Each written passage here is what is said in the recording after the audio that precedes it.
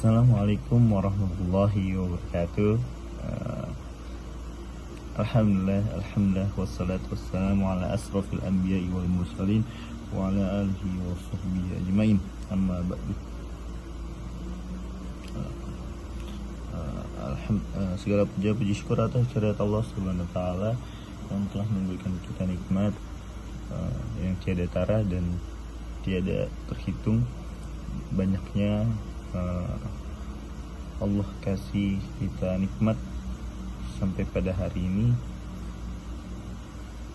kita harus patut bersyukur. Dan salat serta salam kepada baginda Nabi Muhammad SAW yang telah membawa umatnya dari zaman jahiliyah sampai zaman yang terang benderang. Selanjutnya teman-teman, di sini saya akan menjelaskan konsep fikih muamalah dalam dalam akad wakaf.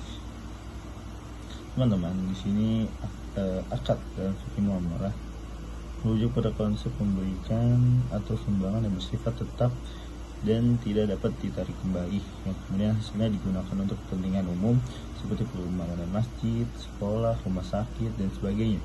Wakaf juga dapat berupa pemberian tanah, bangunan, atau harta lainnya untuk kepentingan umum. Konsep wakaf ini didasarkan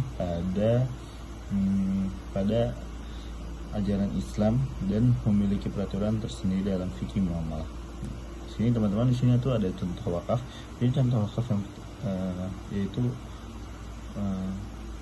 wakaf ahli, wakaf yang bertujuan untuk memberikan manfaat bagi keturunan, memberi wakaf atau akif misalnya untuk keluarga atau kerabat keluarga yang masuk ke dalam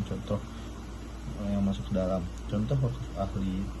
Contoh wakaf tidak hanya mengacu pada kondisi keluarga inti pun maupun keluarga besar, tetapi juga bisa diberikan kepada orang yang masih memiliki hubungan darah, mungkin seperti orang tua terhadap anak, mewakafkan, menghibahkan sebuah tanah untuk anak-anaknya. Nah, selanjutnya di sini tuh ada rujukan di Al-Quran tentang wakaf, yaitu di surah Al-Imran ayat 92, dan Allah menyatakan di sini adalah sebagian dari jenis harta yang diberikan kepada Allah dan Rasulnya dari orang yang beriman di hati dan yang menjadi pemimpin dalam jihad di darurat dan di jalan Allah. Dari harta ini Allah akan membantu orang-orang yang beriman menjadi pemimpin dalam jihad di darurat dan di jalan Allah Subhanahu wa taala.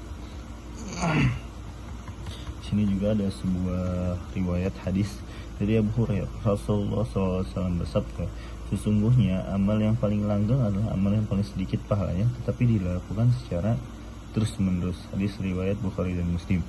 Nah, fatwa MUI-nya nomor 23 tahun 2020 tentang pemanfaat harta zakat, infak, dan sedekah untuk penanggulangan wabah COVID-19 dan dampaknya. Nah, selanjutnya hal apa saja nih yang harus diperhatikan melakukan transaksi wakaf dalam fikih muamalah tersebut sehingga dalam kualitas sesuai syariah. Yang pertama itu niat. Wakaf harus dilakukan dengan niat tulus mencari ridha Allah SWT dan memberi kepentingan umum. Terus yang kedua, hak milik.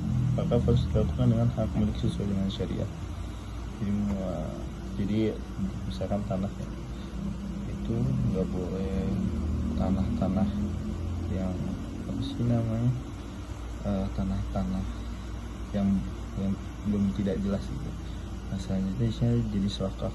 Wakaf dapat berupa pemberian tanah, bangunan, atau harta lainnya untuk kepentingan umum. Nah, di sini bisa dijelaskan kepentingan umum itu bisa dibuatkan masjid, dibuatkan pesantren, atau yang lain-lainnya yang bermanfaat sesuai dengan situasi dan kebutuhan.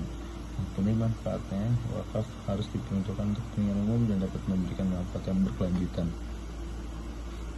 Dan pengelolaan wakaf harus dilakukan dengan transparansi dan bijaksana agar dana yang diserahkan dapat diarahkan kepada penerimaan manfaat yang benar dan sesuai dengan syariah. Nah, sampai situ aja